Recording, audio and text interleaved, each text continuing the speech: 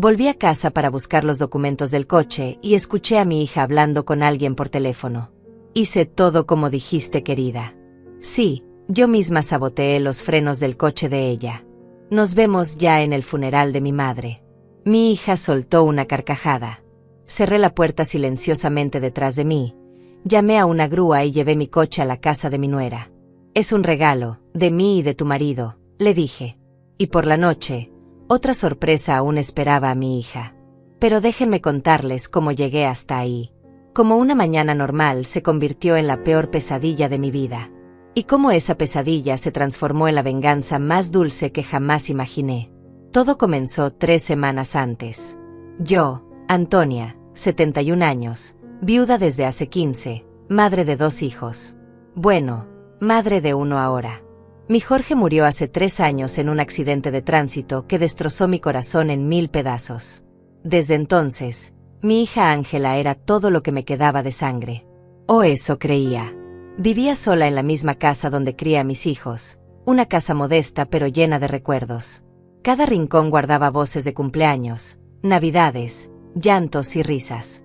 Las paredes color crema aún tenían las marcas de altura de mis niños cuando eran pequeños. El jardín todavía florecía con las rosas que mi esposo plantó antes de morir. Era mi refugio, mi historia, mi vida entera condensada en 120 metros cuadrados. Después de la muerte de Jorge, me volví más cercana a Aurora, mi nuera, la viuda de mi hijo.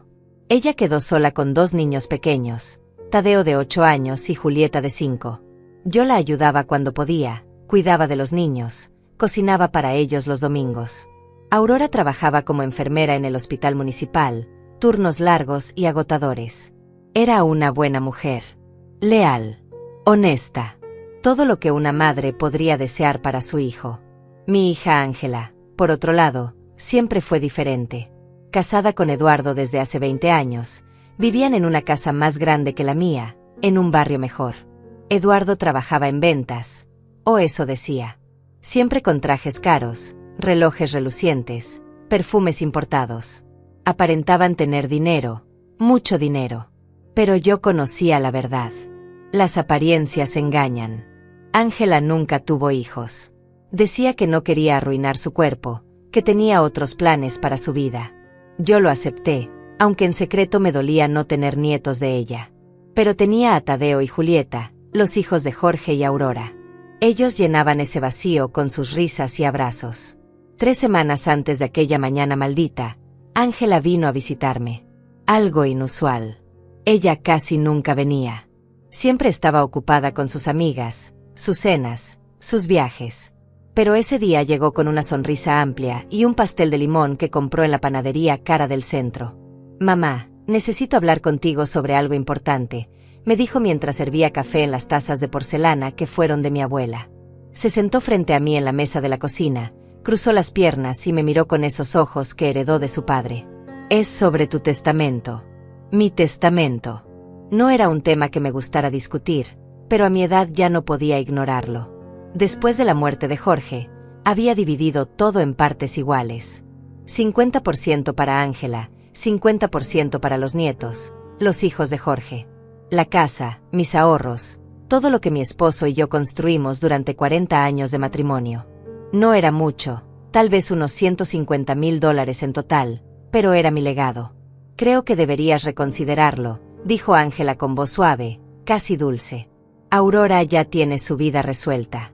Tiene su trabajo, su salario, su casa. Los niños son pequeños, ni siquiera entienden el valor del dinero. Tú y yo somos sangre, mamá. Yo soy tu única hija viva». Sus palabras me incomodaron, pero no dije nada. Solo asentí y prometí pensarlo. Ella sonrió, me besó en la mejilla y se fue. Dejó el pastel sobre la mesa. Ni siquiera lo probé. Algo en todo aquello me dejó un sabor amargo en la boca. 2 semanas después, vino otra vez. Esta vez con Eduardo. Él también estaba inusualmente amable, preguntando por mi salud, por mis cosas. «Mamita, qué linda está la casa», decía mirando alrededor como si evaluara cada mueble, cada cuadro en las paredes. «Debe valer bastante, ¿no? Con la zona revalorizándose tanto». No respondí. Solo ofrecí más café. Pero noté cómo sus ojos calculaban, cómo Ángela lo miraba con complicidad. Noté cómo ambos parecían ansiosos, inquietos. Noté cómo preguntaban sobre Aurora, sobre si yo la veía mucho, sobre si ella me visitaba seguido. «Mamá, no quiero ser mala, pero Aurora está llenándote la cabeza», dijo Ángela esa tarde. «Ella sabe que tienes dinero guardado. Está siendo amable contigo por interés. Por favor, abre los ojos». Me sentí confundida, ofendida. Aurora nunca me había pedido nada. Jamás mencionó dinero. Solo venía con los niños, compartíamos comidas sencillas, hablábamos de Jorge, llorábamos juntas. Era genuino, era real. Pero Ángela plantó una semilla de duda en mi cabeza. Una semilla pequeña, pero suficiente para hacerme dudar. Esa noche no pude dormir. Pensé en mis 2 hijos. En Jorge, que era noble y trabajador, que amaba a su familia por encima de todo. Y en Ángela, siempre tan preocupada por las apariencias, siempre compitiendo, siempre queriendo más. Me pregunté cuándo había cambiado tanto. O tal vez siempre fue así y yo no quise verlo. Los días pasaron. Ángela llamaba más seguido, siempre preguntando lo mismo. «¿Ya pensaste en lo que te dije, mamá? ¿Ya fuiste con el notario? ¿Ya cambiaste el testamento?» Su insistencia comenzó a molestarme, a asustarme un poco también. Y entonces llegó aquella mañana. La mañana que cambió todo. La mañana en que volví a casa para buscar los documentos del coche. Había salido temprano esa mañana para llevar el coche al taller de Elías, mi mecánico de confianza desde hace más de 20 años.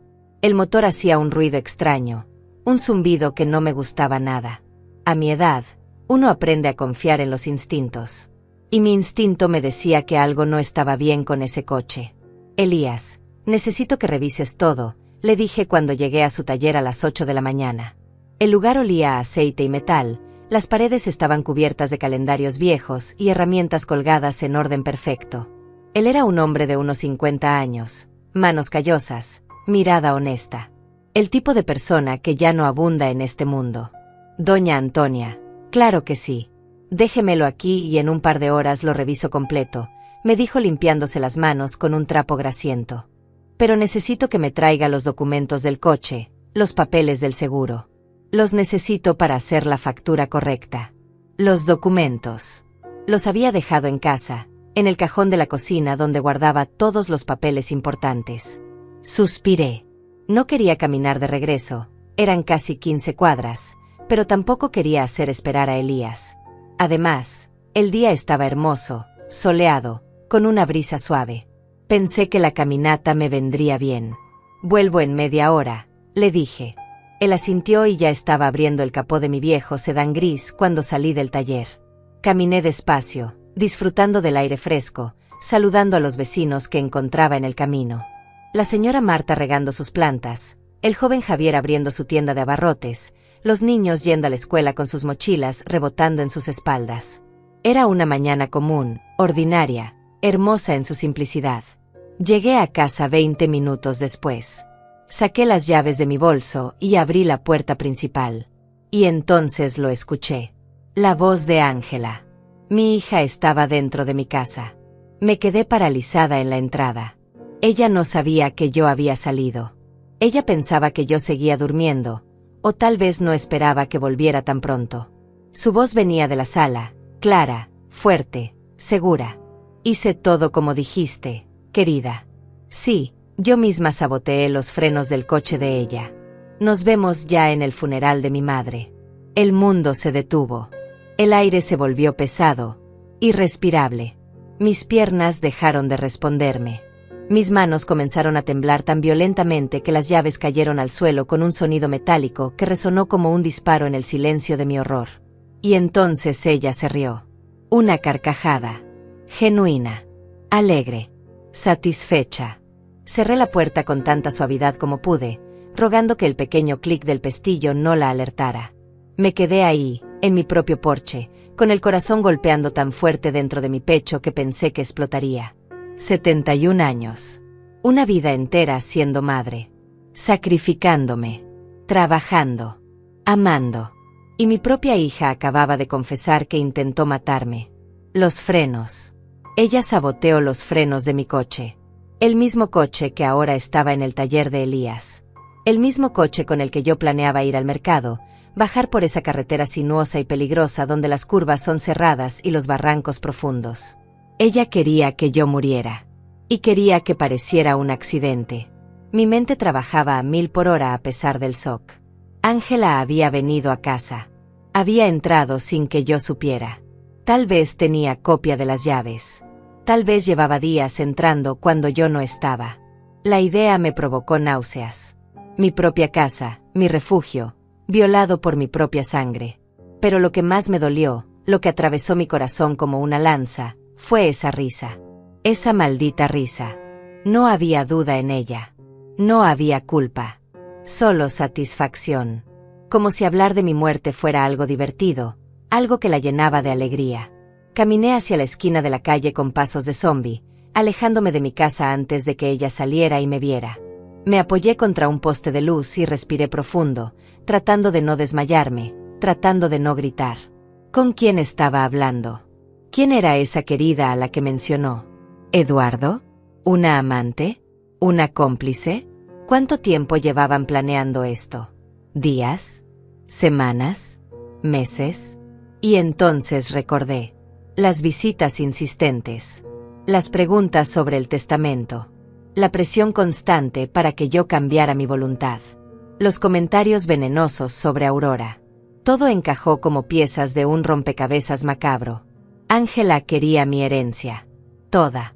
No quería compartir nada con los hijos de Jorge. Y estaba dispuesta a matarme para conseguirlo. Saqué mi teléfono celular del bolso con manos temblorosas. Un teléfono simple, de esos para personas mayores, con botones grandes y pocas funciones. Pero suficiente para lo que necesitaba. Busqué en mis contactos. Encontré el número de la grúa que había usado años atrás cuando el coche de mi esposo se descompuso en la carretera. Necesito que recojan un coche, dije cuando contestaron.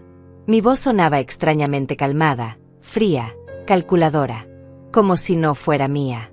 Como si otra persona hubiera tomado control de mi cuerpo. Les di la dirección del taller de Elías. Les di instrucciones precisas. Quería que llevaran mi coche a otra dirección. La dirección de Aurora, mi nuera. La viuda de mi hijo Jorge. La mujer que Ángela tanto despreciaba.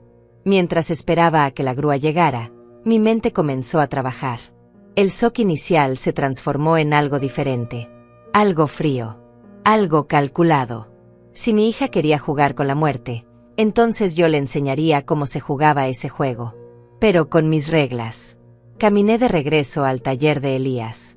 Él estaba debajo del coche, revisando algo en el chasis. Cuando me vio llegar, salió rodando en su carrito mecánico, con el rostro manchado de grasa. Doña Antonia, qué bueno que volvió. Necesito mostrarle algo, dijo con voz seria. Los frenos. Alguien los manipuló. Los cables están cortados parcialmente. No de manera obvia, sino calculada. Estaban diseñados para fallar después de cierta distancia, después de cierto uso. Esto no es desgaste natural. Esto fue intencional. Lo sé, respondí. Mi voz sonaba hueca, vacía. Y sé quién lo hizo. Elías me miró con ojos enormes, confundido, preocupado. Pero antes de que pudiera preguntar nada, la grúa llegó. Un camión enorme, ruidoso, con el logo de la empresa en los costados. Lleven este coche a esta dirección, dije entregándole al conductor un papel con la dirección de Aurora escrita con mi letra temblorosa. Y díganle que es un regalo. De mí y de su cuñado Eduardo. El conductor me miró extraño, pero asintió. El dinero que le ofrecí fue suficiente para que no hiciera preguntas. Elías tampoco preguntó. Solo me miró con una mezcla de preocupación y respeto, como si supiera que algo terrible había pasado, pero que yo tenía todo bajo control.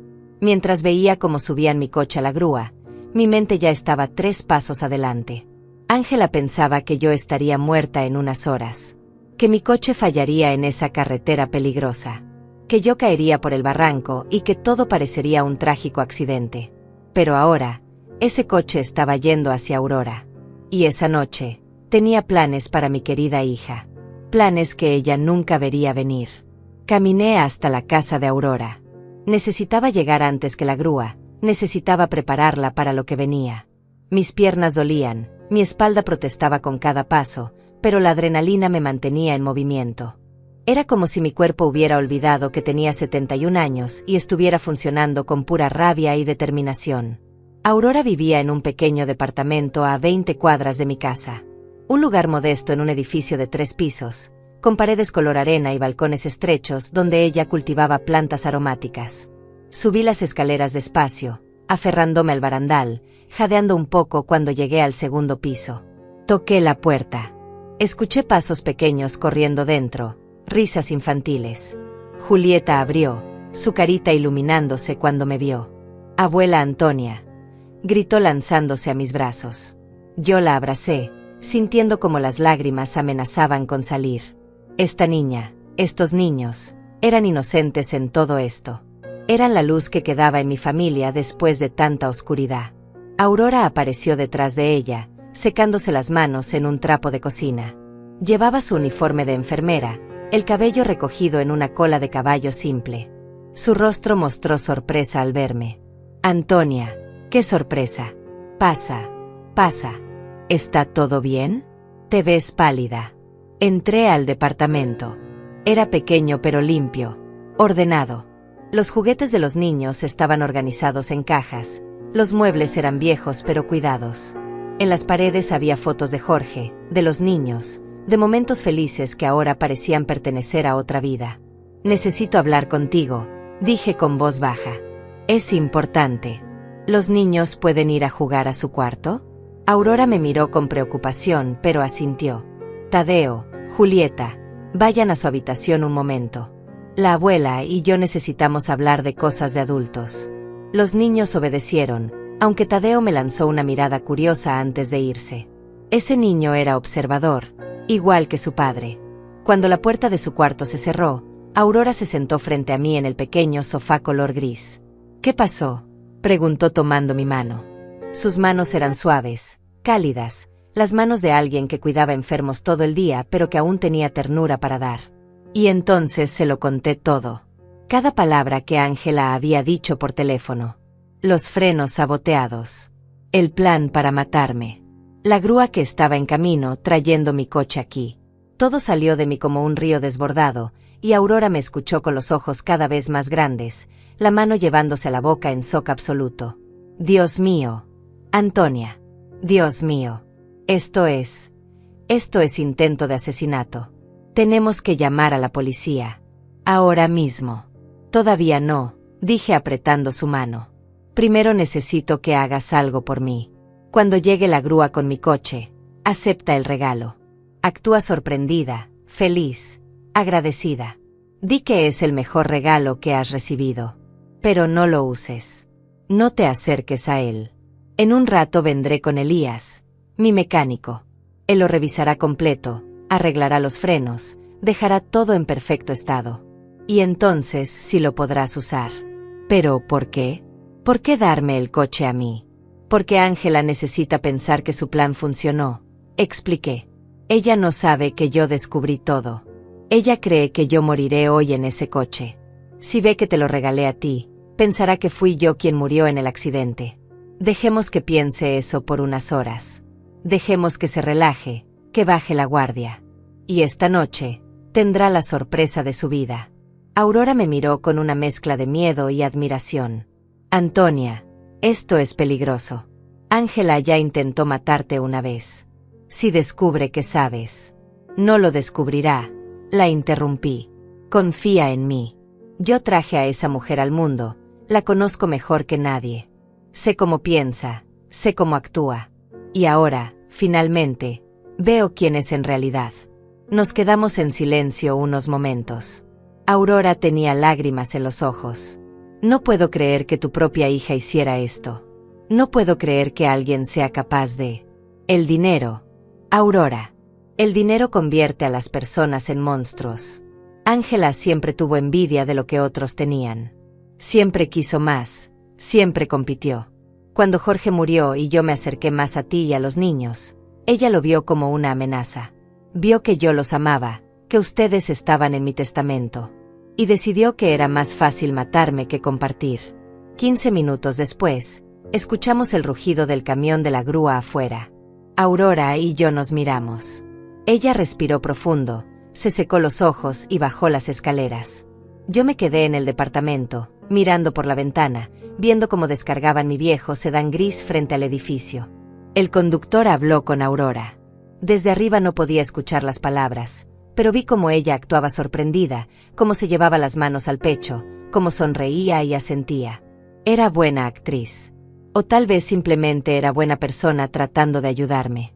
El conductor le entregó las llaves y se fue. Aurora subió de nuevo, respirando agitado. Ya está. Lo hice. Pero Antonia, esto me da tanto miedo. A mí también, admití. Pero a veces el miedo es lo único que nos mantiene vivas. Ahora escucha. Esta tarde, Ángela vendrá a mi casa. Siempre viene los jueves por la tarde, es su rutina. Querrá ver si estoy bien, si todavía no he salido en el coche. Tal vez hasta intente convencerme de que salga, de que vaya al mercado, de que use el coche. Yo actuaré normal. Actuaré como la madre tonta que ella cree que soy. ¿Y después? Después esperaremos. Esperaremos a que ella piense que su plan funcionó. Y cuando esté segura, cuando piense que ganó, ahí actuaremos. Llamaremos a la policía con pruebas. Con testigos. Con todo lo necesario para que no pueda escapar. ¿Qué pruebas?, preguntó Aurora. Es tu palabra contra la de ella. Tú escuchaste una conversación telefónica, pero no tienes grabación, no tienes testigos. Sonreí. Una sonrisa fría que ni yo misma reconocí en mi rostro. Tengo a Elías. Él puede testificar que los frenos fueron saboteados intencionalmente. Tengo el hecho de que Ángela tiene copia de mis llaves, que entró a mi casa sin permiso. Tengo su obsesión con el testamento, sus visitas constantes, sus presiones. Y esta noche, tendré algo más. Esta noche la haré confesar. Aurora me miró con los ojos muy abiertos. ¿Cómo? Dejé que el silencio se extendiera entre nosotras. Afuera, los niños jugaban en su cuarto, ajenos a la tormenta que se gestaba en el mundo de los adultos. El sol entraba por la ventana, iluminando las motas de polvo que flotaban en el aire. Todo parecía tan normal, tan pacífico. Pero debajo de esa calma había una corriente oscura, peligrosa, mortal. Ángela vendrá esta noche a cenar, dije finalmente. Ella y Eduardo. Les diré que quiero hablar sobre el testamento, que finalmente tomé una decisión. Estarán ansiosos, emocionados. Pensarán que ganan. Y mientras cenamos, mientras ellos disfrutan lo que creen que será su victoria, yo los confrontaré. Pero no estaré sola. ¿Quieres que vaya contigo?, preguntó Aurora inmediatamente. No. Quiero que llames a la policía. Que les cuentes todo. Que les digas que venga alguien a mi casa esta noche, sin luces, sin sirenas. Que esperen afuera. Y cuando yo les dé la señal, que entren. Pero necesito que Ángela confiese primero. Necesito que admita lo que hizo. Necesito que lo diga en voz alta con testigos presentes. Antonia, esto es muy peligroso. ¿Y si Eduardo se pone violento? ¿Y si Ángela intenta lastimarte? Mi hija es una cobarde, respondí con amargura. Sabotear frenos es cosa de cobardes. Ella no me atacará cara a cara. No tiene el valor. Toda su vida ha sido así, actuando por la espalda, manipulando, mintiendo. Pero nunca enfrentando. Y esa será su perdición. Me levanté del sofá, sintiendo como mis rodillas protestaban. Aurora se levantó también y me abrazó. Un abrazo largo, apretado, lleno de miedo y amor y solidaridad. Jorge estaría orgulloso de ti, le susurré al oído. Criaste a sus hijos bien. Los amas. Los proteges. Eres la hija que yo debí tener. Sentí como su cuerpo se sacudía con un sollozo contenido. Cuando nos separamos, ambas teníamos lágrimas en los ojos, pero también determinación en la mirada. Bajé las escaleras despacio. El coche estaba ahí, estacionado como un testigo silencioso de la traición. Lo miré por un momento largo, pensando en cómo ese pedazo de metal casi se convierte en mi ataúd. Pensando en cómo mi propia hija lo convirtió en un arma. Entonces saqué mi teléfono y llamé a Ángela. Hija, respondió ella con voz dulce, melosa. Casi podía verla sonriendo del otro lado. ¿Cómo estás, mamá? Bien, hija. Escucha, ¿puedes venir a cenar esta noche? Tú y Eduardo. Necesito hablar con ustedes sobre algo importante. Hubo una pausa. Una pausa que duró un segundo demasiado largo. ¿Sobre qué, mamá? Sobre el testamento. Ya tomé una decisión. Creo que tienen razón. Es hora de que arregle las cosas correctamente. La escuché respirar. La escuché contener la emoción en su voz. Claro, mamá. Claro que sí. Estaremos ahí a las 7. ¿Necesitas que llevemos algo? Solo sus apetitos, respondí. Y sus conciencias, si es que aún las tienen. Colgué antes de que pudiera responder. Y comencé a caminar de regreso a casa. Tenía mucho que preparar para esta noche. La última cena con mi hija. Pasé la tarde preparándome como un general prepara una batalla. Cada detalle importaba. Cada movimiento tenía que ser calculado. No podía permitirme errores porque sabía que solo tendría una oportunidad para hacer justicia. Lo primero que hice fue llamar a Elías. Necesitaba que fuera a casa de Aurora inmediatamente y reparara los frenos del coche. Él no hizo preguntas, solo dijo que estaría allí en 20 minutos. Era un buen hombre, de esos que quedan pocos. De esos que ayudan sin esperar nada a cambio. Después llamé a la estación de policía. Pregunté por el detective Javier Morales, un hombre que había investigado el accidente de Jorge hace 3 años. Él me conocía, sabía quién era yo, sabía que no era el tipo de persona que hace llamadas dramáticas sin razón. Detective Morales, soy Antonia Reyes. Necesito reportar un intento de asesinato. Contra mí.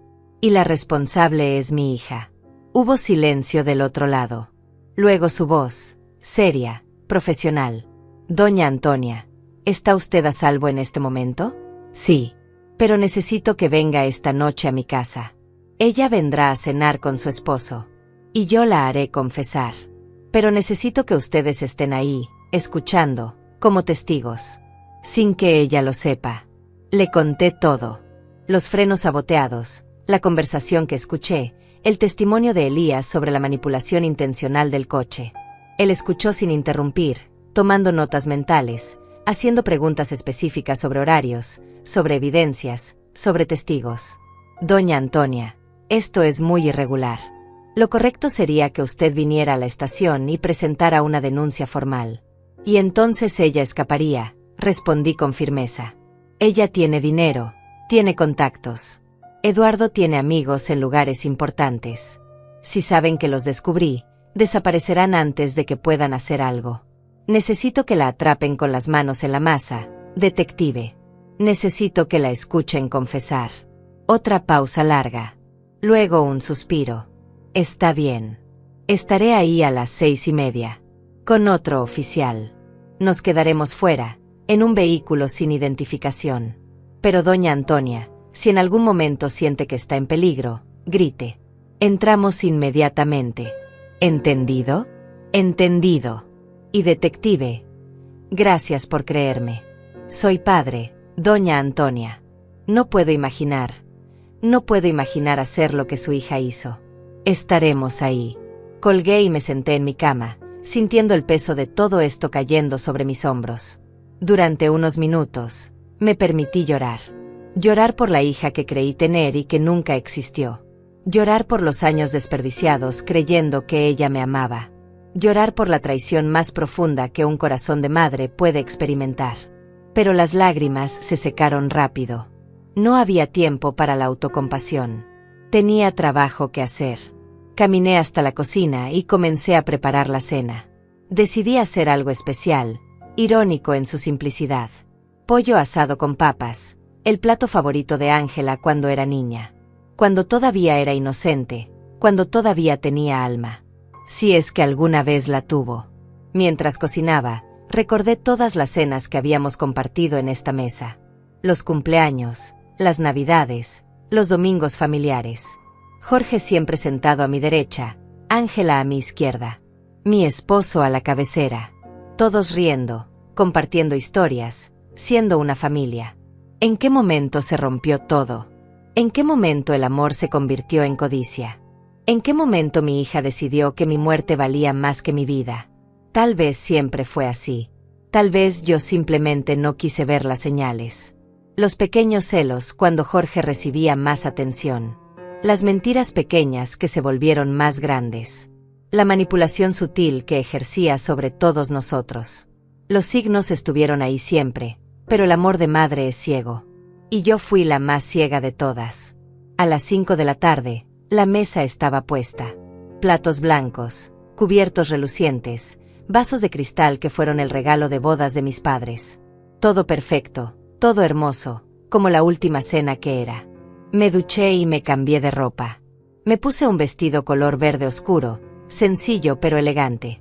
El que usaba para ocasiones especiales. Me peiné con cuidado, me puse un poco de maquillaje. Quería verme bien. Quería que Ángela viera a la madre que estaba a punto de destruir. A las 6:30 sonó mi teléfono. Era un mensaje del detective Morales. Estamos afuera. Vehículo gris. 3 casas más abajo. Grite si hay problemas. Respondí con un simple. Entendido. A las 6:45, escuché un auto estacionarse frente a mi casa. Miré por la ventana. Era el Mercedes plateado de Eduardo, reluciente bajo la luz del atardecer. Ángela bajó del asiento del pasajero, luciendo un vestido color rosa pálido, zapatos de tacón, cabello perfectamente arreglado. Eduardo bajó del otro lado, con su traje oscuro y su sonrisa de vendedor. Los vi caminar hacia mi puerta, tomados de la mano, sonriendo. Como la pareja perfecta. Como los yernos ideales. Como los asesinos que eran. Respiré profundo. Esto es por Jorge, me dije a mí misma. Esto es por sus hijos. Esto es por todas las madres que fueron traicionadas por quienes más amaban. Abrí la puerta antes de que tocaran. Hija. Eduardo. Qué gusto que vinieran, dije con la sonrisa más falsa de mi vida. Ángela me besó en la mejilla. Mamá, te ves hermosa. ¿Es ese vestido nuevo? No, lo tengo desde hace años. Pero gracias, cariño. Entraron a la casa como si fuera suya. Eduardo fue directo a la sala, sentándose en el sillón más cómodo. Ángela fue a la cocina, levantando las tapas de las ollas, revisando qué había preparado. Pollo asado. Mi favorito. ¿Recuerdas, mamá? Cuando era niña siempre pedía esto para mi cumpleaños. Lo recuerdo, respondí sin emoción. Recuerdo muchas cosas. Ella no captó el tono. O no quiso captarlo. Estaba demasiado emocionada, demasiado ansiosa. Sus ojos brillaban con avaricia contenida. Nos sentamos a la mesa. Serví la comida en silencio. Pollo, papas asadas, ensalada verde, pan casero. Todo perfecto. Todo como debía ser una última cena. Eduardo comió con apetito, elogiando cada bocado. Ángela comía despacio, sus ojos constantemente moviéndose hacia mí, estudiándome, tratando de leer mi expresión. Entonces, mamá, dijiste que tomaste una decisión sobre el testamento, dijo finalmente, dejando su tenedor sobre el plato. Sí, respondí limpiándome la boca con la servilleta. He pensado mucho en lo que me dijeron. Y tienen razón. Aurora ya tiene su vida resuelta. Los niños son pequeños. No necesitan mi dinero ahora. Vi cómo los ojos de Ángela se iluminaban. Vi cómo Eduardo se enderezaba en su silla, súbitamente más atento. Entonces, preguntó ella tratando de sonar casual pero fallando miserablemente. Entonces mañana iré con el notario y cambiaré todo. Tú serás la única heredera, Ángela. La casa, los ahorros, todo será tuyo. El silencio que siguió fue pesado, denso. Ángela y Eduardo se miraron. Una mirada que lo decía todo. Una mirada de victoria, de satisfacción, de codicia pura. Mamá, no sabes lo feliz que me haces, dijo Ángela y vi lágrimas en sus ojos. Lágrimas falsas, actuadas, repugnantes. Siempre supe que al final entenderías. Somos familia. Somos sangre. Sí, susurré. Somos sangre. Aunque tú pareces haber olvidado lo que eso significa. Ella parpadeó, confundida por mi tono. ¿Qué quieres decir? Me levanté de la mesa. Caminé hacia la ventana, mirando hacia afuera, hacia donde sabía que el detective Morales esperaba. Era el momento. No había vuelta atrás. Me volteé hacia ellos. Quiero decir que sé lo que hiciste, Ángela. Sé que saboteaste los frenos de mi coche. Sé que planeabas matarme. El color se fue de su rostro. Eduardo se puso de pie tan rápido que su silla cayó hacia atrás con un estruendo. ¿De qué estás hablando?, dijo Ángela con voz aguda, falsa. Mamá, ¿te sientes bien? ¿Tomaste tus medicamentos? No te atrevas, dije con voz de acero. No te atrevas a tratarme como si estuviera senil. Te escuché esta mañana. Volví a casa para buscar los documentos del coche y te escuché hablando por teléfono.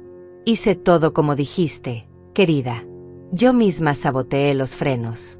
Nos vemos en el funeral de mi madre. ¿Te suena familiar? El silencio en la sala era absoluto. Solo se escuchaba el tic-tac del reloj de pared, marcando los segundos, marcando el fin de una relación, el fin de una familia. Ángela abrió la boca. La cerró. La abrió otra vez. Yo no. Tú estás loca, completé por ella. ¿Eso ibas a decir? ¿Que estoy loca? ¿Que inventé todo esto? Eduardo dio un paso hacia mí. Mire, Antonia, creo que está confundida. Mi mecánico revisó el coche. Lo interrumpí. Encontró que los cables de freno fueron cortados parcialmente. Intencionalmente. Diseñados para fallar después de cierta distancia. Y está dispuesto a testificar sobre eso. Eduardo palideció. Ángela se dejó caer en su silla, su rostro pasando por una docena de expresiones en segundos. Miedo, rabia, desesperación, cálculo. Podía ver su mente trabajando, buscando una salida, una explicación, una mentira lo suficientemente convincente. Mamá, yo jamás haría algo así, dijo con voz temblorosa. Si alguien saboteó tu coche, no fui yo. Tal vez fue Aurora. Piénsalo, ella tiene acceso a tu casa, ella sabe dónde guardas tus llaves. Ella es la que tiene motivos para quererte muerta, para quedarse con toda la herencia para sus hijos. La audacia de sus palabras me dejó sin aliento. Incluso ahora, atrapada, expuesta, seguía mintiendo. Seguía tratando de manipular. Seguía intentando culpar a la única persona inocente en todo esto. Qué conveniente, dije con voz fría. Culpar a la nuera. Culpar a la viuda de tu hermano. Culpar a cualquiera menos a ti misma. Mamá, tienes que creerme, insistió ella levantándose, acercándose a mí con las manos extendidas. Sus ojos estaban rojos, lágrimas corriendo por sus mejillas. Yo te amo. Eres mi madre. Nunca te haría daño. Entonces explícame la conversación que escuché. Explícame por qué dijiste que nos veríamos en mi funeral. Explícame por qué te reías. Ángela abrió la boca, pero no salieron palabras. Se quedó ahí, paralizada, como un animal atrapado en una trampa. Eduardo, por su parte, había comenzado a caminar hacia la puerta, sutilmente, como si quisiera escapar sin que nadie lo notara. ¿A dónde crees que vas, Eduardo?, dije sin mirarlo siquiera. La puerta está cerrada. Y hay policías afuera esperando mi señal. Eso los detuvo a ambos en seco. Ángela me miró con ojos enormes, incrédulos. Eduardo se quedó congelado a medio paso, su rostro retorciéndose en pánico. Estás mintiendo, dijo Ángela. No llamaste a la policía. No harías eso. Soy tu hija. Eres una asesina, la corregí. O casi lo eres. Y sí, llamé a la policía. El detective Morales está esperando afuera, junto con otro oficial. Han estado escuchando toda esta conversación. Están esperando que yo les dé la señal para entrar. Eduardo explotó. Esto es una locura. No tienes pruebas de nada. Una conversación que supuestamente escuchaste no es evidencia. Un mecánico diciendo que los frenos fueron manipulados no prueba quién lo hizo. No tienes absolutamente nada contra nosotros. Su desesperación era palpable. El sudor corría por su frente. Sus manos temblaban. Este hombre que siempre se había mostrado tan seguro, tan controlado, ahora estaba al borde del colapso. Tienes razón, dije calmadamente. Por eso necesito que confieses. Necesito que me digas por qué lo hiciste. Necesito entender cómo mi propia hija llegó a este punto. Ángela se rió. Una risa histérica, quebrada. Confesar. ¿Quieres que confiese? ¿Para qué? ¿Para que puedas grabarlo? ¿Para que puedas usarlo en mi contra? No soy estúpida, mamá. No, no eres estúpida, concordé. Eres muchas cosas, pero estúpida no es una de ellas. Eres calculadora. Eres fría. Eres capaz de planear el asesinato de tu propia madre con la misma facilidad con la que planeas una cena. Pero no eres estúpida. Ella me miró con odio puro. Un odio que tal vez siempre estuvo ahí, escondido debajo de sonrisas falsas y abrazos vacíos. Un odio que finalmente salía a la superficie como pus de una herida infectada. ¿Quieres saber por qué?, dijo con voz venenosa. ¿De verdad quieres saber? Está bien. Te lo diré. Porque estoy harta. Harta de ser la segunda opción. Harta de verte derramar tu amor sobre los hijos de Jorge mientras yo recibo migajas. Harta de escucharte hablar de lo maravillosa que es Aurora, de lo perfectos que son sus niños. Harta de saber que cuando mueras, todo lo que trabajaste, todo lo que construiste, será dividido con gente que ni siquiera es tu sangre directa. Su voz subía con cada palabra, volviéndose más aguda, más histérica. Eduardo trató de calmarla, poniéndole una mano en el hombro, pero ella lo apartó violentamente. Jorge siempre fue tu favorito, continuó. Desde que éramos niños. Él podía hacer cualquier cosa y tú lo perdonabas. Yo tenía que ser perfecta, tenía que esforzarme el doble para recibir la mitad de tu atención. Y cuando murió, pensé que finalmente sería mi turno. Pensé que finalmente me verías. Pero no. En cambio, transferiste todo ese amor a su viuda y a sus hijos. Como si yo no existiera. Como si yo no importara. Las lágrimas caían por su rostro, pero no eran de tristeza. Eran de rabia. De resentimiento acumulado durante años. Décadas tal vez. Y el dinero, mamá. Hablemos del dinero. Eduardo y yo tenemos deudas. Muchas deudas. $50,000 con el banco. 30,000 con otras personas. Personas que no son pacientes. Personas que amenazan. Necesitábamos ese dinero. Lo necesitábamos desesperadamente. Pero tú ibas a dárselo a Aurora. A los niños que ya tienen una madre, que ya tienen todo. Entonces pensaste que sería más fácil matarme, dije con voz hueca. Más fácil que trabajar. Más fácil que ser honesta. Más fácil que pedirme ayuda. Pedirte ayuda, se burló. ¿Para qué?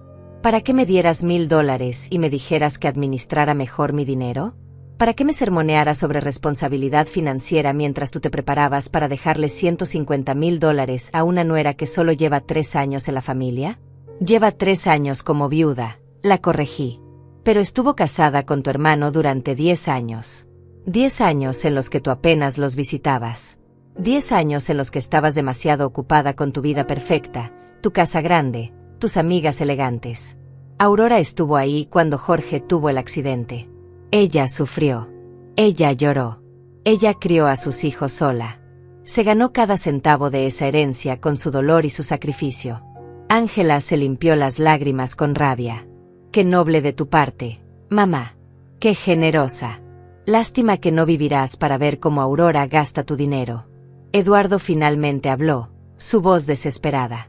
Ángela. Cállate. Por el amor de Dios, cállate. ¿Por qué debería callarme?, gritó ella girándose hacia él.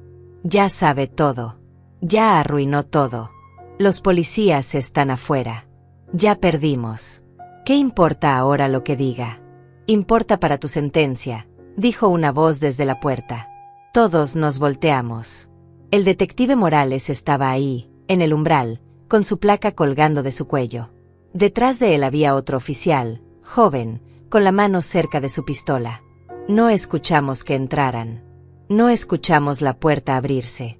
Habían estado ahí todo el tiempo, escuchando cada palabra, cada confesión, cada admisión de culpa. Ángela y Eduardo Cortés están bajo arresto por intento de asesinato premeditado, dijo el detective Morales con voz profesional, monótona. Tienen derecho a permanecer en silencio.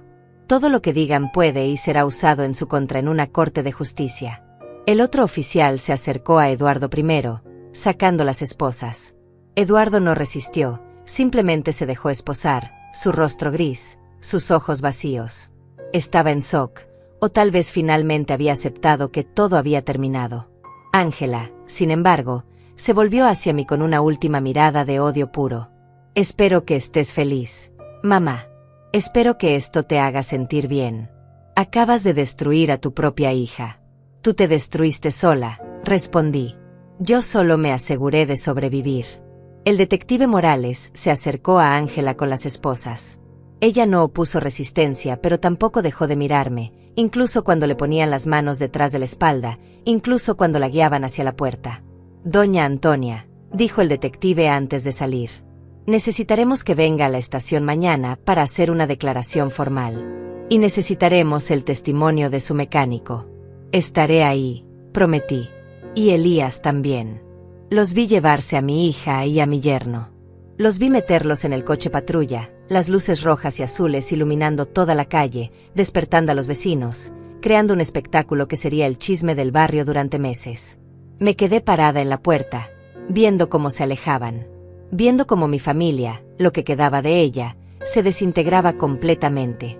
La casa detrás de mí estaba en silencio. La cena seguía en la mesa, intacta, fría. El pollo asado que preparé con tanto cuidado nunca fue terminado. Cerré la puerta y me apoyé contra ella.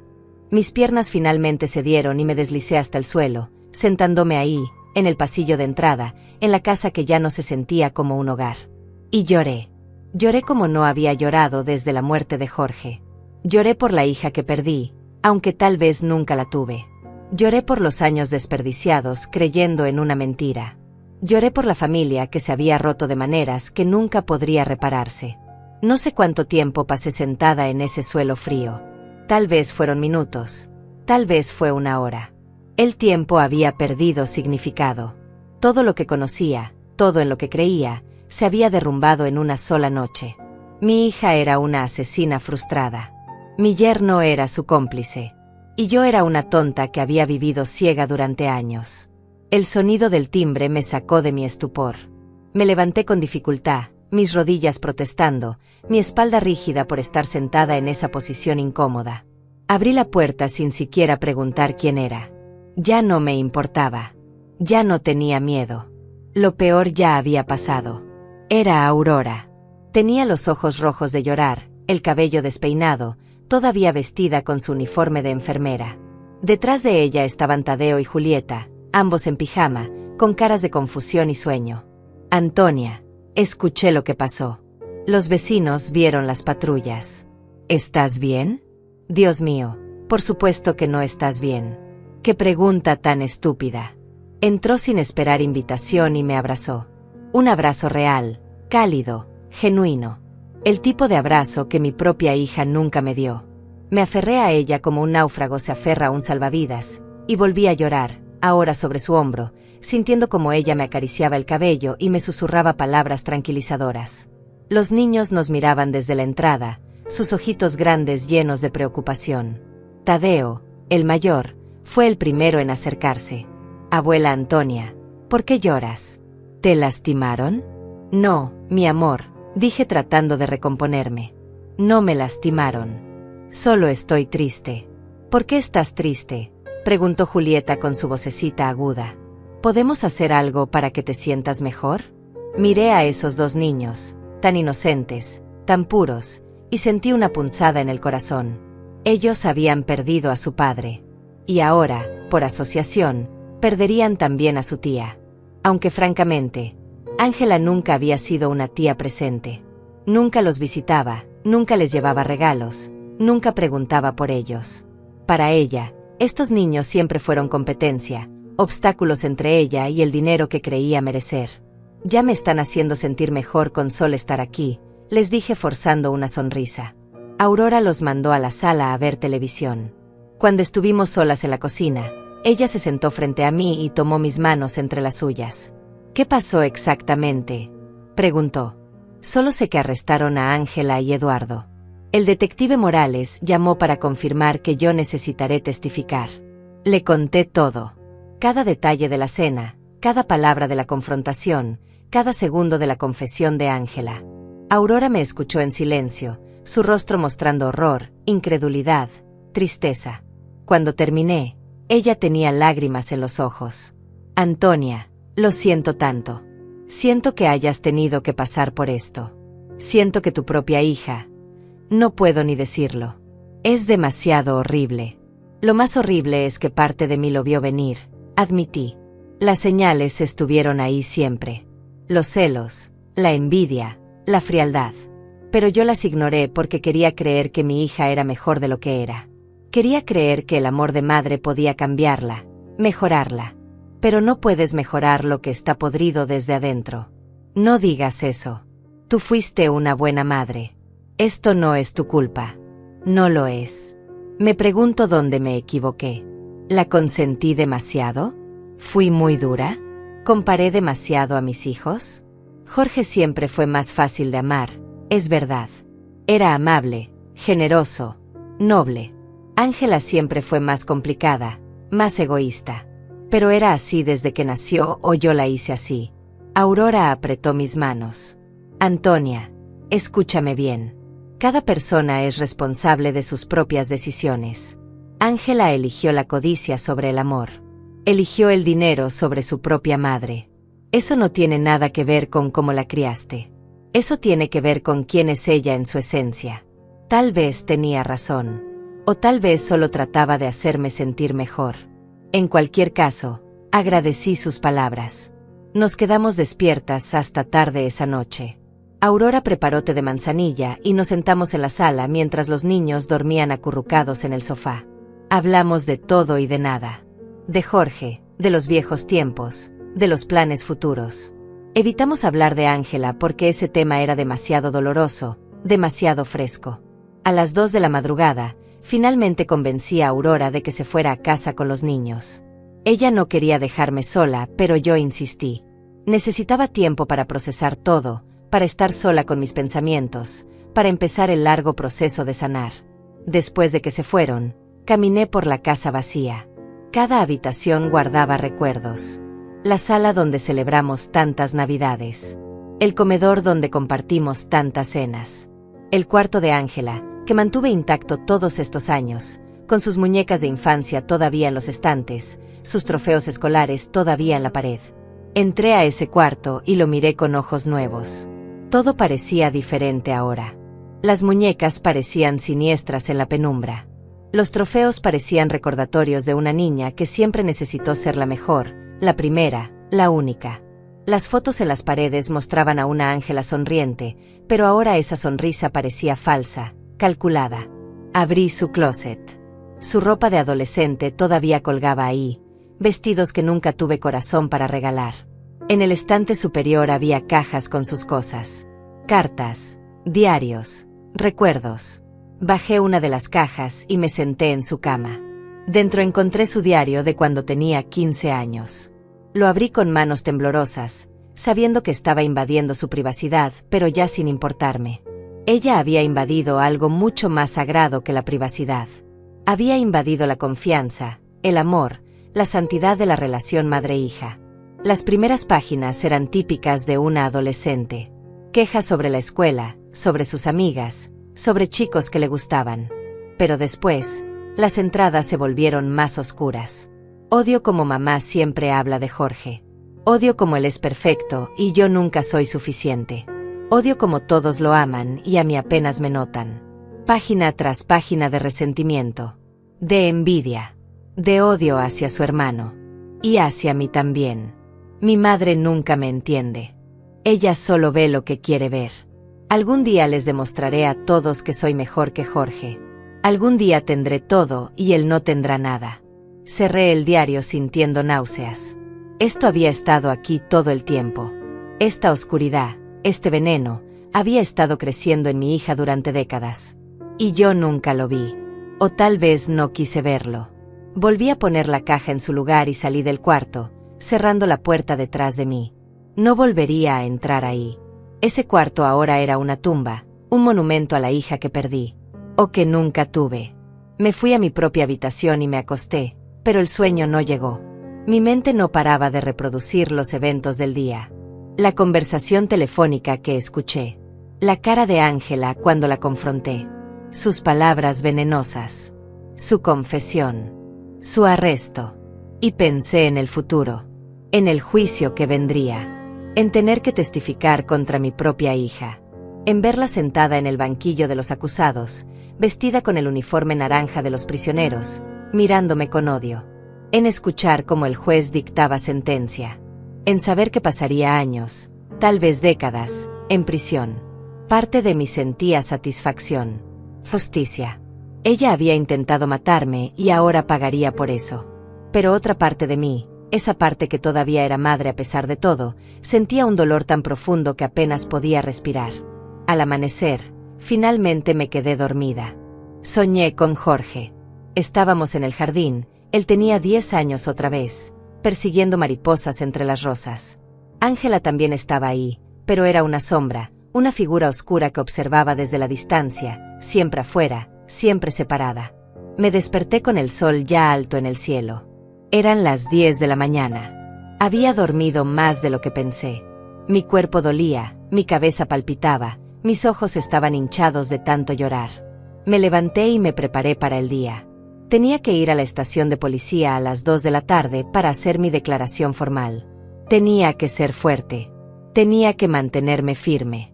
No podía permitir que la culpa o la tristeza me hicieran flaquear. Lo que hice fue lo correcto. Protegerme. Hacer justicia. Asegurarme de que Ángela no pudiera lastimar a nadie más. A la 1 de la tarde, me vestí con cuidado. Pantalones negros, blusa blanca, zapatos cómodos. Nada llamativo. Quería verme respetable, seria, como la víctima que era. Me peiné el cabello hacia atrás en un moño sencillo y me puse mis lentes. En el espejo vi a una mujer de 71 años que parecía haber envejecido 10 más en una sola noche. El timbre sonó a la 1:30. Era Aurora otra vez, esta vez sin los niños. Vine a acompañarte a la estación, dijo. No deberías ir sola. No quise discutir. La verdad era que agradecía la compañía. No quería enfrentar esto sola. No quería caminar por esos pasillos fríos de la estación, sentarme en esas sillas incómodas, revivir todo otra vez sin alguien a mi lado. Tomamos un taxi. Durante el viaje, ninguna de las dos habló mucho. Aurora me sostenía la mano, un gesto simple pero reconfortante.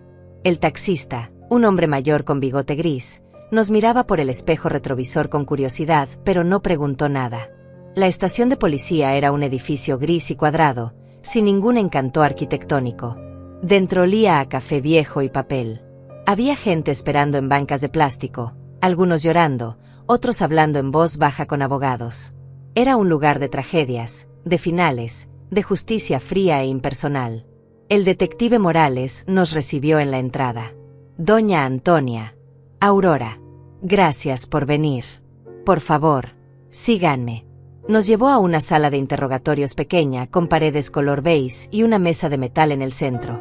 Había una cámara en la esquina, su luz roja parpadeando, grabando todo. Me senté en una silla de plástico duro y Aurora se sentó a mi lado. El detective se sentó frente a nosotras con una grabadora y una libreta. Vamos a grabar esta declaración, doña Antonia. Es procedimiento estándar.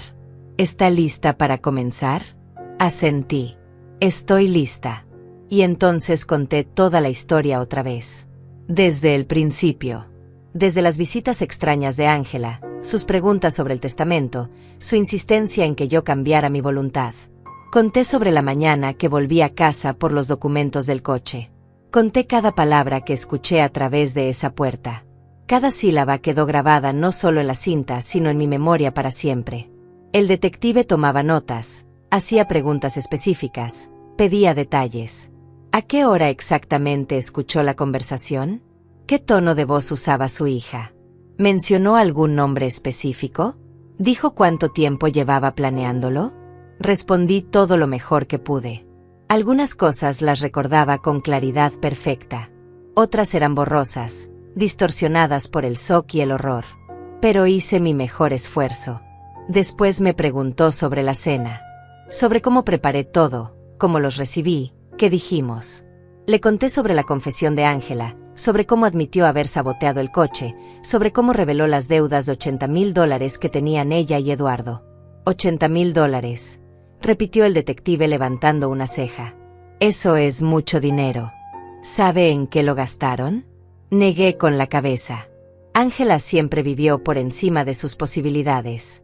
La casa grande, los coches lujosos, las vacaciones caras, la ropa de marca. Todo era apariencia. Siempre pensé que Eduardo ganaba bien, pero ahora me doy cuenta de que todo era una fachada. Estaban viviendo de crédito, de préstamos, de deudas acumuladas. El detective anotó algo. Esto es importante. El motivo financiero fortalece el caso. Demuestra premeditación, desesperación, razón para el crimen. Después de mi declaración, fue el turno de Aurora. Ella contó cómo yo había llegado a su casa esa mañana, cómo le expliqué todo, cómo el coche fue llevado allí. Contó sobre Elías reparando los frenos y confirmando el sabotaje. Su voz era firme, clara, sin dudar. Cuando terminamos, ya eran casi las 4 de la tarde. Habíamos estado ahí por más de 2 horas. El detective cerró su libreta y apagó la grabadora. Gracias a ambas por su cooperación. Esto ayudará mucho en el caso. Debo informarles que Ángela y Eduardo fueron formalmente acusados esta mañana. Intento de asesinato premeditado, conspiración para cometer asesinato y manipulación de vehículo con intención de causar daño corporal grave o muerte. ¿Qué pena enfrentan?, preguntó Aurora. Si son declarados culpables, podrían recibir entre 15 y 25 años de prisión cada uno. Tal vez más, dependiendo de lo que descubramos durante la investigación. Estamos revisando sus finanzas, sus comunicaciones, todo. Si encontramos evidencia de otros crímenes o de más personas involucradas, las sentencias serán más severas. 25 años. Mi hija podría pasar el resto de su vida útil en prisión. Tendría más de 70 cuando saliera. Más de la edad que yo tenía ahora. Una vida entera desperdiciada por codicia, por envidia, por un amor mal dirigido hacia el dinero en lugar de hacia la familia. ¿Y qué hay de la fianza?, pregunté. ¿Pueden salir bajo fianza? El juez negó la fianza esta mañana. Consideró que son un peligro para usted, doña Antonia. Que hay riesgo de fuga dado el intento de asesinato. Se quedarán en prisión preventiva hasta el juicio. Me sentí aliviada y culpable al mismo tiempo. Aliviada porque no tendría que preocuparme de que Ángela viniera a terminar lo que empezó. Culpable porque era mi hija la que estaba en una celda, usando ropa de prisión, comiendo comida de prisión, durmiendo en un colchón delgado sobre una cama de metal. ¿Cuándo será el juicio?, preguntó Aurora. En unos 3 o 4 meses. Tal vez más si hay retrasos. Tendrán que testificar otra vez, esta vez frente al juez y el jurado. ¿Están preparadas para eso? Estaremos preparadas, dijo Aurora con firmeza antes de que yo pudiera responder. Salimos de la estación con el sol todavía alto en el cielo. Era un día hermoso, cálido, con brisa suave. El tipo de día que debería hacerte feliz. Pero yo me sentía vacía, hueca, como si alguien hubiera sacado todo lo importante de dentro de mí y dejado solo el cascarón. Aurora me llevó a su casa. Los niños estaban con una vecina, pero vendrían pronto. Ella preparó café y nos sentamos en su pequeña cocina, mirando por la ventana hacia la calle donde mi coche, mi casi ataúd, estaba estacionado. Ya lo reparó Elías, dijo Aurora siguiendo mi mirada. Los frenos están perfectos ahora. Es completamente seguro de manejar. No lo quiero, dije de repente. No puedo volver a subirme a ese coche sabiendo lo que Ángela le hizo. Sabiendo que sus manos tocaron esos cables, que los cortó con la intención de matarme. No puedo. Lo entiendo. Podemos venderlo. O donarlo. Lo que tú quieras. Quiero que tú te lo quedes. Para ir al trabajo, para llevar a los niños a la escuela. Úsalo. Disfrútalo. Conviértelo en algo bueno en lugar de algo malo. Aurora me miró con los ojos húmedos. Antonia, no puedo aceptar eso. Es demasiado. Por favor. Hazlo por mí. Necesito saber que algo bueno salió de todo esto. Necesito saber que ese coche que casi se convierte en mi tumba ahora sirve para proteger y transportar a las personas que amo. A ti y a los niños de Jorge. Ella asintió, incapaz de hablar, y nos abrazamos otra vez. Parecía que todo lo que hacíamos últimamente era abrazarnos y llorar. Pero tal vez eso era exactamente lo que necesitábamos. Tal vez el duelo, en todas sus formas, era la única manera de procesar algo tan horrible. Los niños llegaron una hora después, llenos de energía y preguntas. «Abuela, ¿te vas a quedar a cenar?», preguntó Julieta trepándose a mi regazo. «Por favor, di que sí. Mami va a hacer espagueti». Me quedé. Cenamos juntos en esa mesa pequeña, los 4 apretados, pasándonos el pan, riéndonos de las historias que Tadeo contaba sobre su día en la escuela. Por un momento, solo un momento, pude olvidar. Pude fingir que la vida era normal, que mi familia no estaba rota, que mi hija no estaba en prisión por intentar asesinarme. Pero solo por un momento. La realidad siempre regresaba, pesada e implacable. Esa noche, Aurora insistió en que me quedara. «No quiero que estés sola en esa casa», dijo. «No esta noche. Tal vez no por un tiempo». No discutí. La verdad era que no quería volver a mi casa. No quería caminar por esos pasillos donde escuché la confesión de Ángela. No quería dormir en esa cama sabiendo que mi hija había entrado a mi casa sin permiso, había violado mi espacio, había planeado mi muerte bajo mi propio techo. Dormí en el sofá de Aurora esa noche. No dormí bien, pero dormí. Y cuando me desperté a la mañana siguiente con el sol entrando por las ventanas y el sonido de los niños desayunando en la cocina, sentí algo que no había sentido en días. Esperanza.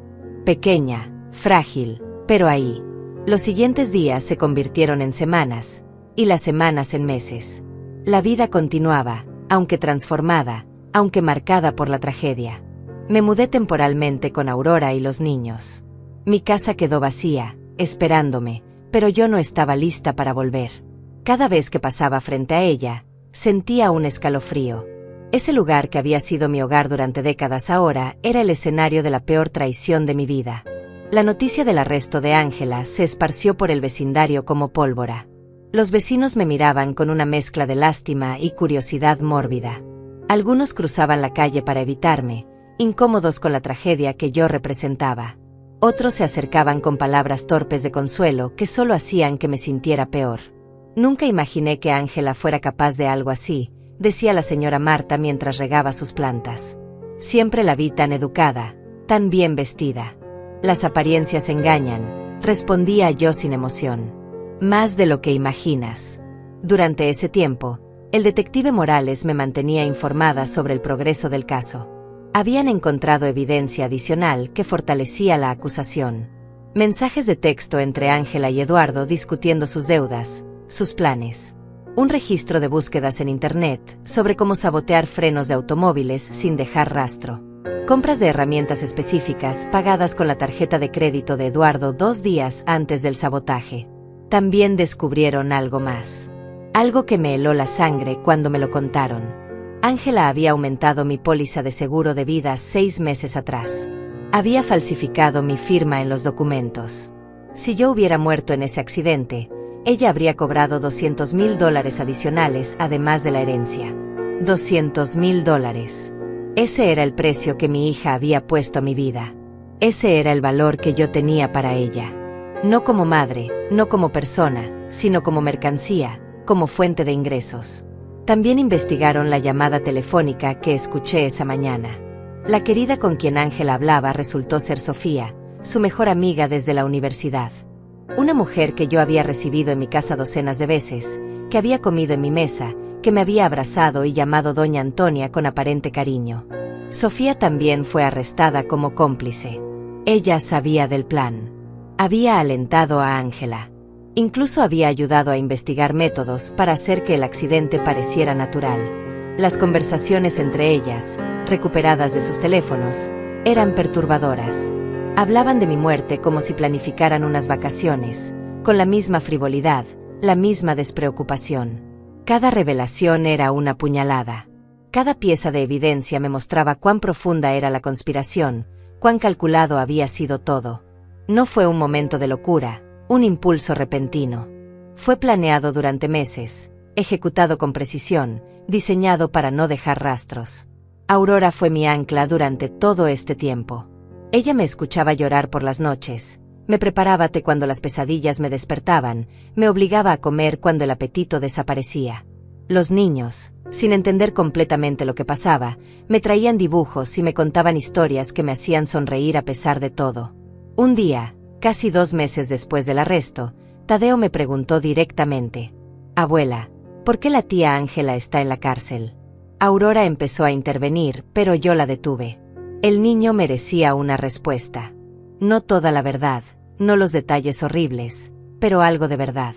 Tu tía hizo algo muy malo, Tadeo. Algo que lastimó a mucha gente. Y cuando haces cosas malas, hay consecuencias. ¿Qué hizo?, insistió con esos ojos tan parecidos a los de Jorge. Intentó lastimar a alguien que amaba. Por dinero.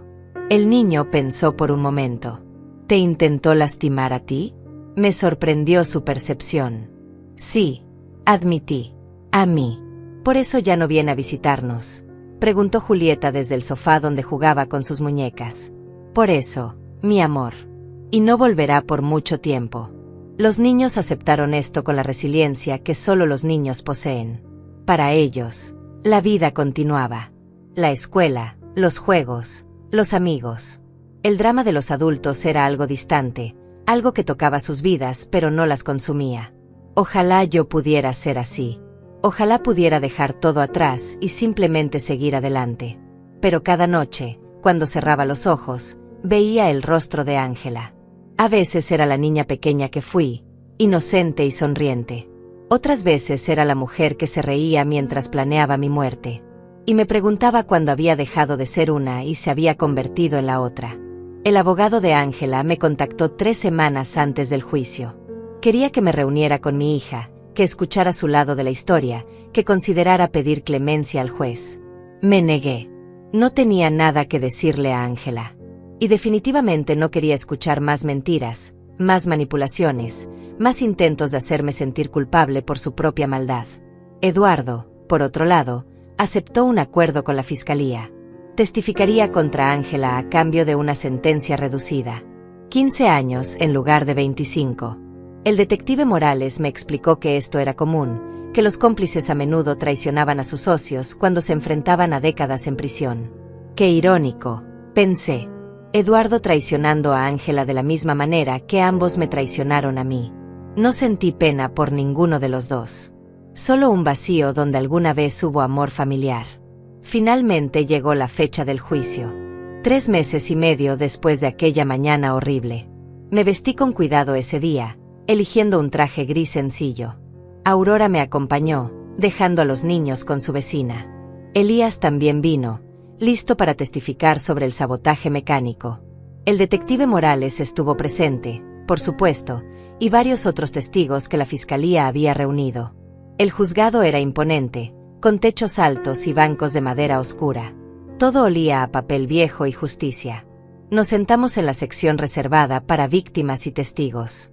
Desde ahí podía ver la mesa de la defensa, vacía todavía, esperando a su ocupante. Y entonces la trajeron. Ángela entró por una puerta lateral, esposada, vestida con ropa civil que su abogado le había proporcionado. Un vestido color café, nada llamativo, diseñado para hacerla ver respetable, remordida, humana. Pero yo veía más allá del disfraz. Veía a la mujer que intentó matarme, que calculó mi muerte con frialdad de contador. Nuestros ojos se encontraron por un segundo. Solo un segundo. En el suyo vi rabia, resentimiento, pero también algo más. ¿Vergüenza? ¿Arrepentimiento? No podía estar segura. Y francamente, ya no me importaba. El juicio duró 3 días. 3 días de testimonios, de evidencias presentadas, de argumentos legales. La fiscalía construyó un caso sólido, irrefutable. Los mensajes de texto, las búsquedas de internet, el testimonio de Elías sobre los frenos saboteados, el fraude del seguro de vida, mi propio testimonio sobre la conversación que escuché y la confesión durante la cena. Eduardo testificó el segundo día. Se veía demacrado, envejecido, roto. Contó todo. Como Ángela había propuesto el plan, como él había dudado al principio, pero cedió ante la presión de las deudas. Como ella había sido quien saboteó físicamente el coche mientras él hacía guardia. Como habían planeado cada detalle, cada coartada, cada mentira. La defensa intentó argumentar que Eduardo mentía para reducir su propia sentencia, que no había pruebas físicas vinculando a Ángela directamente con el sabotaje. Pero había demasiada evidencia. Demasiados testigos. Demasiada verdad. Yo testifiqué el tercer día. Subí al estrado con piernas temblorosas, juré sobre la Biblia decir la verdad y solo la verdad, y conté mi historia una vez más. El fiscal me guió con preguntas cuidadosas. El abogado defensor trató de desacreditarme, sugiriendo que estaba confundida, que tal vez había malinterpretado lo que escuché, que mi edad podía afectar mi memoria. Pero no me dejé intimidar. Miré al jurado directamente a los ojos y les dije la verdad. Mi hija intentó asesinarme por dinero. Eso es un hecho. Y merezco justicia. Después de los testimonios, ambas partes presentaron sus argumentos finales. La fiscalía pintó un cuadro de codicia, premeditación y traición familiar. La defensa intentó generar simpatía, hablar de presiones financieras, de momentos de debilidad, de arrepentimiento genuino. Pero cuando miré a Ángela durante todo el juicio, nunca vi arrepentimiento. Vi cálculo. Vi estrategia. Vi a alguien que solo lamentaba haber sido atrapada, no haber cometido el crimen. El jurado se retiró a deliberar el último día al mediodía. Aurora y yo esperamos en una sala pequeña, bebiendo café aguado de máquinas expendedoras, sin hablar mucho. No había nada que decir. Todo estaba en manos de dos extraños que decidirían el destino de mi hija. 3 horas después, nos llamaron de vuelta. El jurado había llegado a un veredicto. Regresamos a la sala del tribunal con el corazón en la garganta. El ambiente estaba cargado, tenso. Ángela fue traída de vuelta, su rostro pálido pero controlado. Eduardo no estaba presente. Él ya había sido sentenciado por separado. 15 años, como acordado. Esto era solo sobre Ángela ahora. El juez, un hombre mayor de cabello blanco y expresión seria, pidió silencio. Los miembros del jurado, 12 personas comunes con vidas ordinarias, se veían cansados después de deliberar. Algunos evitaban mirar hacia la mesa de la defensa. Eso, me dijo después el detective Morales, era siempre una mala señal para el acusado. Señora presidenta del jurado, ¿ha alcanzado el jurado un veredicto?, preguntó el juez. Una mujer de mediana edad, con lentes y expresión solemne, se puso de pie. Sí, su señoría. ¿Cómo encuentra el jurado a la acusada, Ángela Cortés, en el cargo de intento de asesinato premeditado? El silencio en la sala era absoluto. Podía escuchar mi propio corazón latiendo en mis oídos. Culpable, su señoría. La palabra resonó en la sala como un trueno. Ángela cerró los ojos. Su abogado puso una mano sobre su hombro. Yo solté el aire que no sabía que estaba conteniendo. ¿Y en el cargo de conspiración para cometer asesinato? Culpable. ¿Y en el cargo de fraude en seguros? Culpable. 3 veces culpable. 3 veces confirmado. Mi hija era, oficialmente, una criminal convicta. El juez agradeció al jurado por su servicio y programó la sentencia para 2 semanas después. Ángela fue llevada de regreso a su celda. Esta vez, cuando pasó junto a mí, no me miró. Mantuvo la vista al frente, la espalda recta, orgullosa hasta el final. Aurora me abrazó fuerte. Terminó. Antonia. Terminó. Pero no terminó, no realmente. Todavía faltaba la sentencia. Todavía faltaba escuchar cuántos años de su vida pasaría mi hija tras las rejas. Esas 2 semanas pasaron en una neblina. Intenté volver a mi casa, pero solo duré una noche. Las paredes parecían hablarme, recordándome todo lo que había pasado ahí. Decidí ponerla en venta. No podía quedarme en un lugar manchado por tanta traición. El día de la sentencia llegó con un cielo gris y amenaza de lluvia. Parecía apropiado. Regresamos al mismo tribunal, a la misma sala, pero esta vez con un propósito diferente. El juez entró y todos nos pusimos de pie. Ángela fue traída otra vez, luciendo más delgada, más pálida, más derrotada que antes. El tiempo en prisión preventiva la había cambiado físicamente, aunque sospechaba que su interior seguía siendo el mismo. El fiscal solicitó la sentencia máxima. 25 años. Argumentó que el crimen fue especialmente atroz por tratarse de un matricidio planeado, ejecutado con frialdad y motivado puramente por codicia. El abogado defensor pidió clemencia. Habló de las presiones financieras, del colapso emocional, de una mujer que cometió un error terrible pero que merecía una oportunidad de redención. Pidió 15 años con posibilidad de libertad condicional. Entonces el juez me miró. Señora Reyes, ¿desea hacer una declaración de impacto a la víctima? No había preparado nada. No sabía qué decir. Pero me puse de pie de todos modos. Mi hija intentó matarme. Comencé con voz temblorosa. No por rabia, no por locura, sino por dinero. Planeó cada detalle durante meses. Falsificó mi firma. Saboteó mi coche. Esperó mi muerte como quien espera un cheque de pago. Y cuando su plan falló, no mostró arrepentimiento. Solo mostró rabia por haber sido descubierta. Miré hacia Ángela. Ella finalmente me devolvió la mirada. He perdido a una hija. No por muerte, sino por algo peor. Por traición. Y aunque el dolor es inmenso, no pido venganza. Solo pido justicia. Justicia para mí, para todas las madres que confiaron en sus hijos y fueron traicionadas. Para que otros sepan que las acciones tienen consecuencias. Me senté.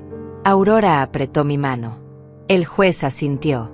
Señorita Cortés, ¿desea decir algo antes de que dicte sentencia?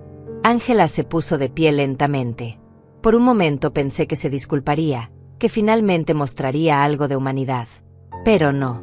Mi madre siempre favoreció a mi hermano, dijo con voz firme. Siempre fui la segunda opción. Y ahora me condena mientras juega a ser la santa con su nuera y sus nietos. No soy el monstruo que todos quieren que sea. Solo soy alguien que estaba desesperada y tomó decisiones equivocadas. No mencionó remordimiento. No pidió perdón. Solo se justificó, se victimizó, culpó a otros hasta el final. El juez la dejó hablar, luego levantó sus papeles. He revisado toda la evidencia, todos los testimonios, todos los argumentos. Este fue un crimen calculado, premeditado, ejecutado con frialdad. El hecho de que la víctima sea su propia madre lo hace particularmente atroz. Por lo tanto, sentencio a Ángela Cortés a 22 años de prisión sin posibilidad de libertad condicional durante los primeros 10 años. 22 años. Mi hija tendría 67 cuando saliera. Casi mi edad actual. Una vida entera perdida. Ángela no reaccionó. Solo asintió, como si hubiera esperado esto. Fue llevada de vuelta, esposada, desapareciendo por esa puerta lateral por última vez.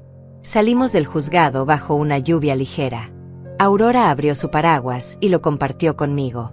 Caminamos en silencio hasta el auto, procesando todo, sintiendo el peso del final. ¿Cómo te sientes?, preguntó Aurora cuando estuvimos dentro del coche. Vacía, respondí honestamente. Aliviada, pero vacía. Como si hubiera ganado algo, pero perdido mucho más en el proceso. Ganaste tu vida, Antonia. Eso no es poco. Tenía razón. Estaba viva. Ángela no había ganado. La justicia se había cumplido. Pero la victoria sabía amarga. Los meses siguientes fueron de reconstrucción. Vendí mi casa. Una pareja joven con un bebé la compró. Esperaba que llenaran ese espacio con risas y amor, que borraran los fantasmas que yo dejaba atrás. Con el dinero de la venta y mis ahorros, ayudé a Aurora a comprar una casa más grande en un vecindario mejor. Una casa con 4 habitaciones, una para ella, una para cada niño, y una para mí. Nos mudamos juntos, formando una familia nueva de las cenizas de la vieja. Tadeo y Julieta me llamaban abuela. Aurora me llamaba mamá a veces, cuando olvidaba. Y yo las corregía cada vez, pero en mi corazón, ella era más hija para mí que Ángela nunca fue. Pasaron los años. Seguí mi vida. Ayudé a criar a los niños de Jorge, los vi crecer, graduarse, convertirse en adultos buenos y decentes. El tipo de adultos que su padre habría estado orgulloso de ver. Ángela escribió cartas desde la prisión. 3 en total durante los primeros años. Las leí todas. Todas eran iguales. Justificaciones, culpas dirigidas a otros, peticiones de dinero para su cuenta de comisaría. Nunca una disculpa real. Nunca un reconocimiento genuino de lo que hizo. Dejé de responder después de la segunda carta. No tenía nada que decirle. Ahora tengo 76 años. Aurora tiene 50. Tadeo está en la universidad estudiando medicina, como su padre quería. Julieta acaba de terminar la secundaria y sueña con ser maestra. Son buenas personas. Personas que aman, que perdonan, que construyen en lugar de destruir. A veces pienso en Ángela. Me pregunto si alguna vez entiende realmente lo que hizo. Si en la soledad de su celda, finalmente encuentra algo de conciencia, algo de arrepentimiento verdadero. Pero luego recuerdo su rostro durante el juicio, sus palabras durante la sentencia, y sé que probablemente no. Perdí a una hija que nunca tuve, pero encontré a la familia que siempre merecí. Aurora, Tadeo, Julieta. Ellos son mi familia ahora. Ellos son mi legado. Y yo sobreviví. A pesar de todo, a pesar de la traición más profunda que un corazón puede experimentar, sobreviví. Me mantuve firme. Busqué justicia. Y encontré, si no felicidad completa, al menos paz. Eso fue suficiente.